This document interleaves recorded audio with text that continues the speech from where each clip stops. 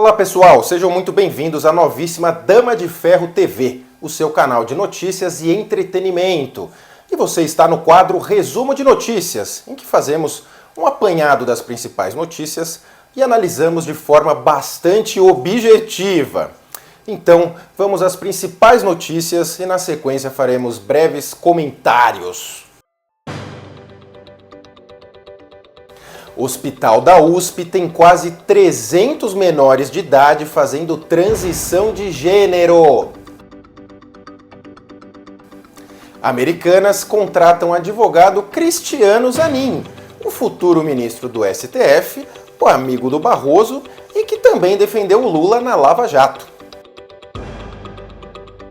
O Brasil cresceu em 2022 mais que a China, o que não ocorria desde 1980, segundo o FMI.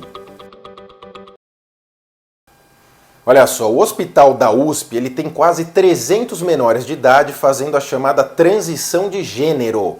Os procedimentos envolvem bloqueio da puberdade, a hormonização cruzada e, em alguns casos, até a cirurgia de redessignificação sexual. As informações são do portal de extrema esquerda G1. O Hospital das Clínicas da Universidade de São Paulo, a USP, na capital paulista, tem 280 menores de idade em processo de transição de gênero. Desse total, 100 desse total são crianças de 4 a 12 anos, enquanto 180 são adolescentes de 13 a 17. Além disso, tem cerca de 100 adultos a partir dos 18 anos na mesma situação. E o Antigos, que é o Ambulatório Transdisciplinar de Identidade de Gênero e Orientação Sexual, afirma que tem mais 160 famílias com menores de idade que querem passar pela transição de gênero. Essa Antigos foi criada em 2010 e funciona no Hospital das Clínicas da USP, com a finalidade de atender gratuitamente adultos pelo Sistema Único de Saúde, sem custo para o paciente. Veja só, gente, o governador de São Paulo, Tarcísio, precisa se posicionar sobre essa questão das crianças transgênero. Conforme pudemos acompanhar ao longo da semana, o Hospital das Clínicas da USP, a Universidade Pública do Estado de São Paulo, tem cerca de 300 pacientes menores de idade fazendo transição de gênero. Esses procedimentos drásticos para o corpo humano envolvem bloqueio da puberdade, a chamada hormonização cruzada, em alguns casos até a cirurgia de redessignificação sexual. E ainda, segundo a matéria do portal extremista de esquerda, o G1, haveria mais 160 famílias na fila para passar pela transição de gênero de crianças.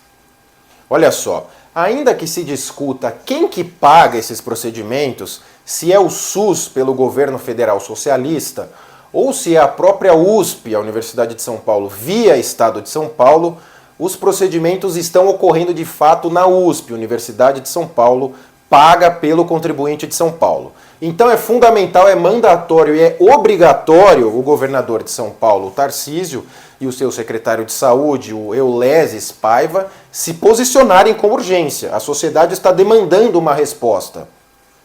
Mas veja, que o Estado de São Paulo e todos os estados devem dar suporte, fazer o acolhimento e o atendimento de pessoas que não se identificam com o seu sexo, isso é uma coisa, isso deve ser feito. O sistema de saúde, ele é público, inclusive a parte psiquiátrica e neurológica. Nós não estamos calçando o sapato de outras pessoas para saber o nível de ajuda que essas pessoas precisam. A liberdade é total, cada um faça o que quiser e que arque com as consequências. Agora, observe o seguinte, existe uma diferença abissal, gigantesca, estratosférica entre você atender pessoas que não se identificam com o seu sexo, especialmente crianças, e injetar hormônios nessas crianças e fazer cirurgia de ressignificação sexual nessas crianças. São coisas muito diferentes. A criança no Brasil não pode votar, não pode ir presa e não pode trabalhar, mas ela pode mudar de sexo? Esse tema sequer passou por discussão na Câmara dos Deputados e na Assembleia Legislativa do Estado de São Paulo. Esse tema foi imposto de cima para baixo, top-down, como todos os grandes temas recentes do debate público. Tem método, tem método. O Brasil é a periferia do mundo, isso é um fato. E esse tema de crianças trans já está muito entranhado nos Estados Unidos. Tem sido muito comum em muitos estados americanos, tanto as cirurgias de mudança de sexo, quanto a realização de atividades escolares promovidas por drag queens. De novo, ninguém é contra drag queen, cada um faça o que quiser da sua vida, a vida é sua. Mas veja só, qual é o propósito da apresentação de drag queens para crianças? Qual que é o propósito disso? É urgente uma posição do governador Tarcísio e do seu secretário de saúde nesse tema. Estamos em contato com algumas associações de advogados para oficiarmos o governo do estado e também a Secretaria de Saúde para que se manifestem sobre essas questões e também exigir uma posição do Ministério Público, que é o fiscal da lei, para que fale ou tome alguma providência diante dessa situação absurda e que não foi debatida, foi imposta. E as lojas americanas contrataram o advogado Cristiano Zanin, que é o provável futuro ministro do STF, e também o amigão do Barroso, e só por coincidência também defendeu o Lula na Lava Jato. Pois é, o provável futuro ministro do STF, que também foi visto lá jantando com o Barroso, quando daquelas palestrinhas bacanas sobre a democracia brasileira em Nova York, foi contratado pela moçada espertinha das lojas americanas para defender os interesses das lojas americanas no processo em que se discute a retenção por parte do Banco BTG Pactual da quantia de 1,2 bilhão. Após o vazamento da maior fraude da história recente do Brasil, nas empresas do Titio Lehmann e também do pedido de recuperação judicial da rede de varejo, que é patrocinadora de artistas de extrema esquerda, a Americanas, o Banco BTG Pactual travou a quantia de 1,2 bilhão. E agora o tema está judicializado. Olha só, vamos com calma. O Zanin é advogado e as lojas americanas contratam quem eles quiserem. Isso é livre, o mercado é livre. É uma prática comum das grandes empresas buscarem advogados que tenham o chamado trânsito nos tribunais superiores. E isso o doutor Zanin tem de sobra, não é, doutor Zanin? Ele até janta com o juiz progressista Barroso em Nova York, enquanto debatem como vão salvar a democracia. O que causa espanto nessa situação é o duplo padrão, a flexibilidade moral dos nossos analistas, jornalistas e toda sorte de comentador, a depender de quem está envolvido na situação. Veja só, quando o ex-juiz Sérgio Moro cometeu erros ao influenciar, ainda que de maneira bem pequena nos processos da Lava Jato, acabou que quase tudo foi anulado no Supremo Tribunal Federal. O juiz não pode conduzir o processo e estar num grupo de Telegram com os procuradores. Isso está errado e o Moro cometeu um erro. Agora, se isso seria a causa para ensejar a anulação dos processos, como foi feito, é um tema bem discutível, além da questão de ter sido anulado pelo foro errado. Estava errado em Curitiba, era em Brasília. Mas veja só, o juiz esquerdista Barroso jantar com o Zanin, tá tudo certo. O Alexandre de Moraes comparecer a festas e feijoadas na casa do advogado Cacai, que atua no STF, tá tudo certo. As esposas do Alexandre de Moraes e do Dias Toffoli serem sócias de escritórios de advocacia que atuam nos tribunais superiores, tá tudo certo. O Gilmar Mendes ter uma faculdade de direito que firma convênios com empresas públicas, tá tudo certo. O Gilmar Mendes não se declarar suspeito em julgamento de quem ele foi padrinho de casamento, tá tudo certo. Aquele velho chavão, conte esses pequenos causos a um norte-americano sobre juízes da Suprema Corte e note a perplexidade do rapaz.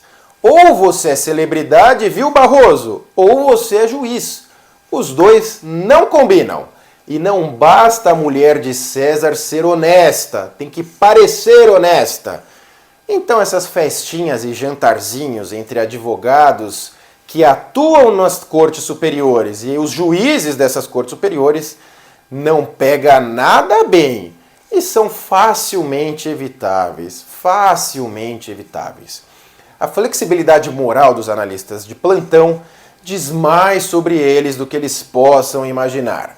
Por isso que querem calar as redes sociais. Rede social não é o clubinho fechado de jornalistas e da casta jurídico-política que domina o Brasil. E veja só, o Brasil cresceu mais que a China em 2022, de acordo com o FMI. A economia do Brasil cresceu mais que a China em 2022, as informações são da revista Oeste. As projeções para a expansão do Produto Interno Bruto, o PIB, dos dois países aparecem no mais recente relatório do Fundo Monetário Internacional. De acordo com o FMI, a economia do Brasil cresceu 3,1%, ao passo que a da China cresceu 3% no ano passado, em 2022. Os dados do Banco Mundial mostram que o desempenho brasileiro não fica acima do desempenho da China desde 1980. Além disso, a expansão econômica brasileira de 2022 superou também a de países como França, 2,6%, Estados Unidos, que cresceu 2%, e a Alemanha, que cresceu 1,9%. Assim, os resultados publicados pelo FMI em janeiro mostram que o órgão errou em suas previsões para o Brasil, previsões que haviam sido feitas no início do ano de 2022. Pois é, e na oportunidade que foram feitas essas previsões, o então ministro da Fazenda, o Paulo Guedes, já alertou que elas estavam possivelmente erradas e que o Brasil iria surpreender, o que de fato aconteceu. E agora teremos 4 longos anos para que tudo que foi construído ser desfeito e voltarmos a ser uma república bananeira com o nosso ministro da Economia, o socialista Fernando Haddad. É de chorar. Amiguinhos, este foi o resumo de notícias aqui na Dama de Ferro TV.